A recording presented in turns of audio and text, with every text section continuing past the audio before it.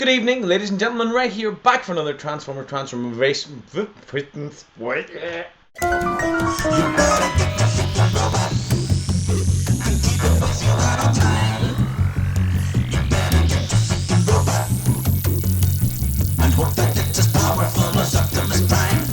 evening, ladies and gentlemen. Ray here, back for another transformation review thingy, plus a response, plus a demonstration video. So three things, three being the magic number according to De La Soul, who are awesome.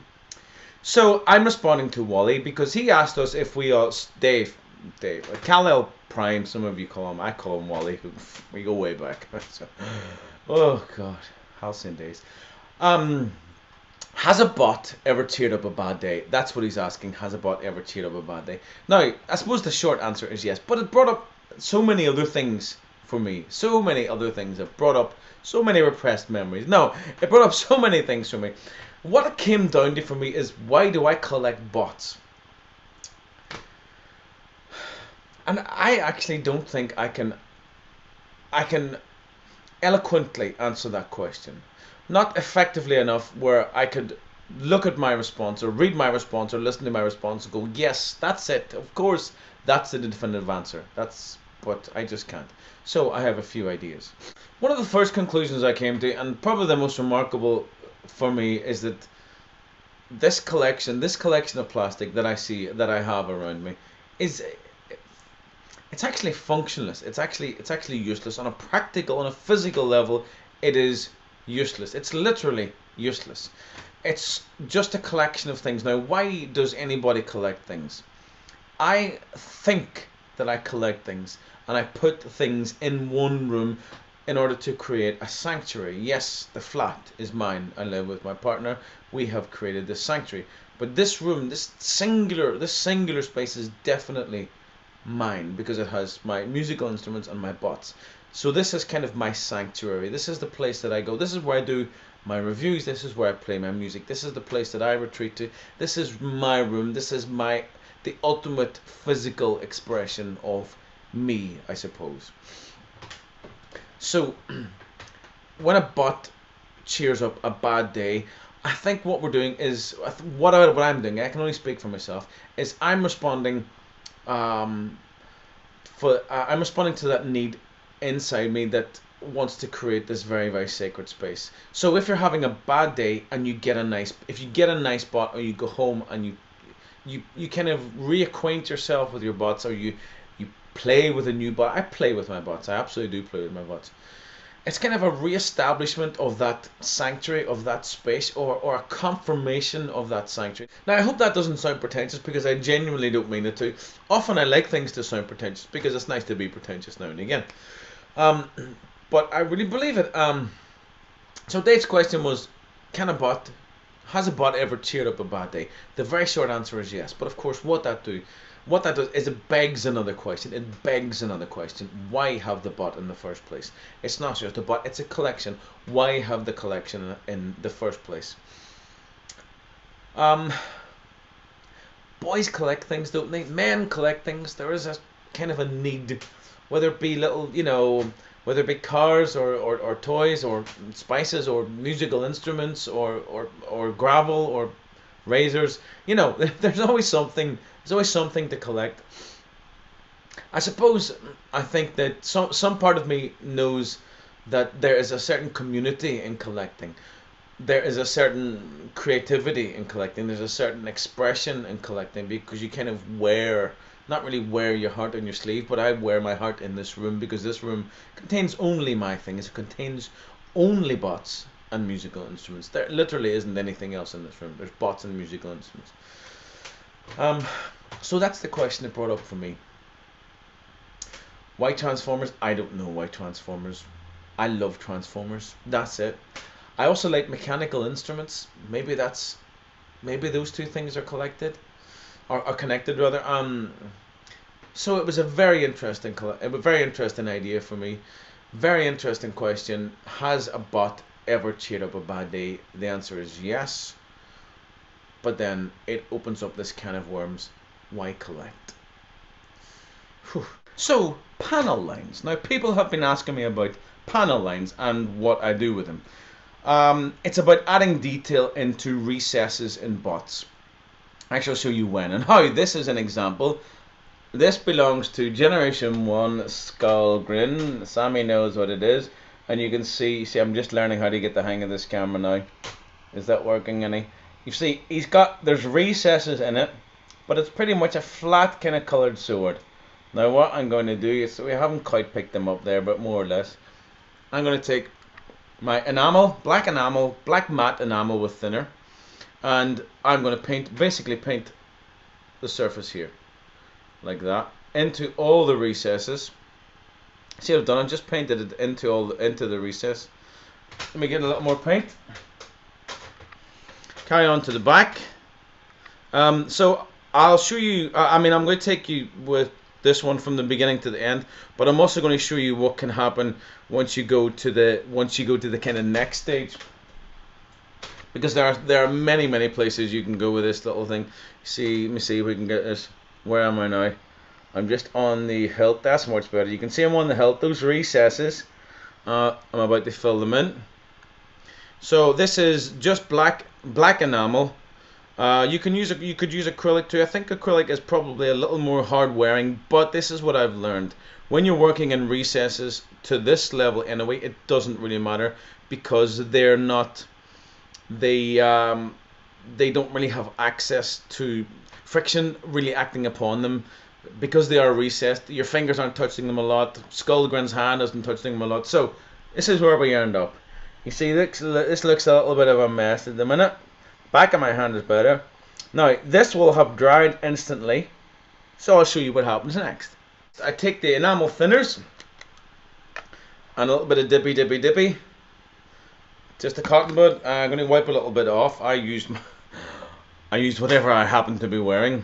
Now, just over the surface where I've applied the paint, I rub gently.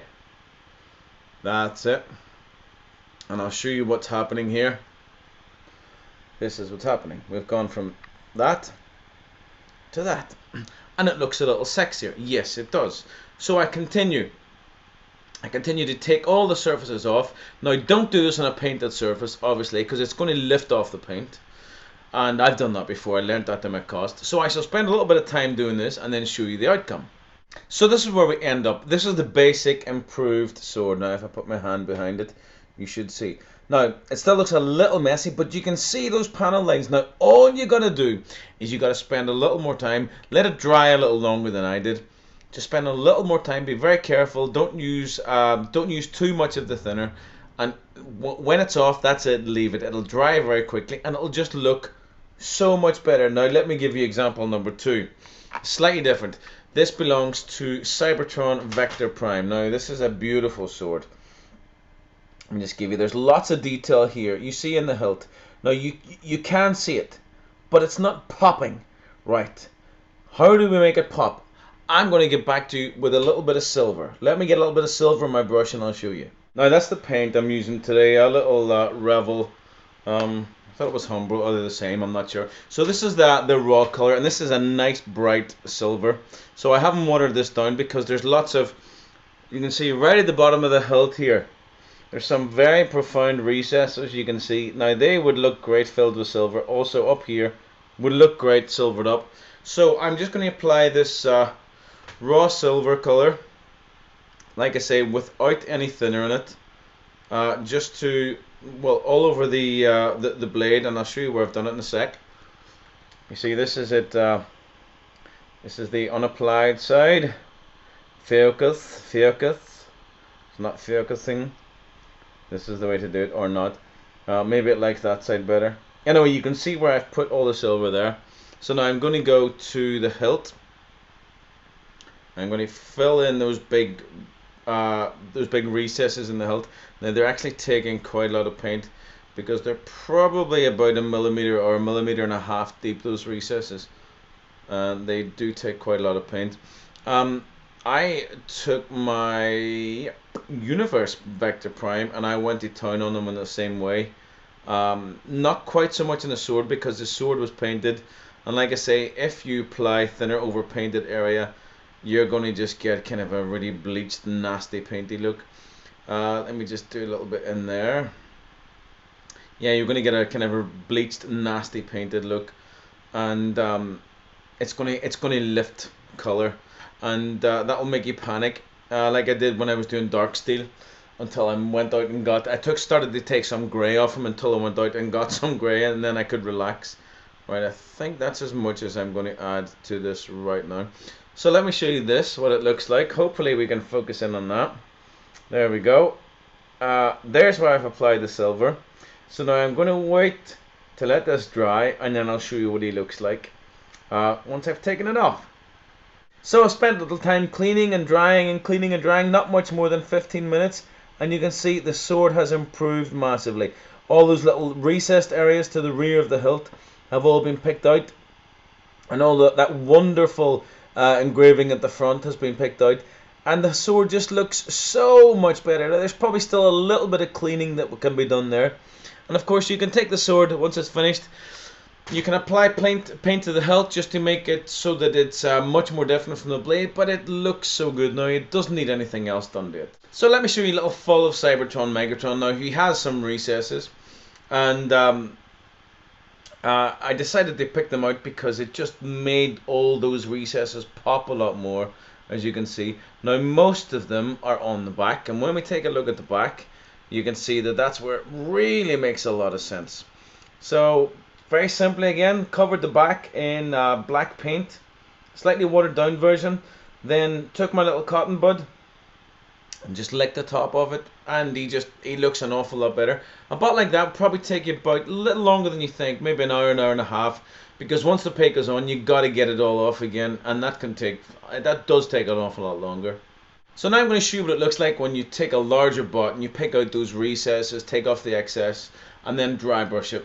So this is Leader Class Starscream from the movie line.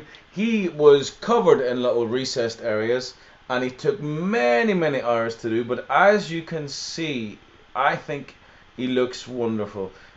He really did take a very long time. You can see all those little recesses that he was absolutely covered in. Took me many hours to go around them.